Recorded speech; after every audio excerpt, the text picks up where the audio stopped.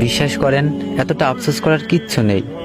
ভীষণভাবে ভালোবাসার পরেও, সৎ থাকার পরেও যে মানুষটাকে আপন করতে পারেন নাই, সে মানুষটা অন্তত আপনার নয়। যাকে হাতে পায়ে ধরেও নিজের অনুভূতি বোঝাতে পারেন নাই, যাকে নিজের সবটা দিয়েও আটকাতে পারেন নাই, সেই মানুষটা অন্তত আপনার নয়। ভরসা রাখুন, একদম ধৈর্যহারা হবেন না।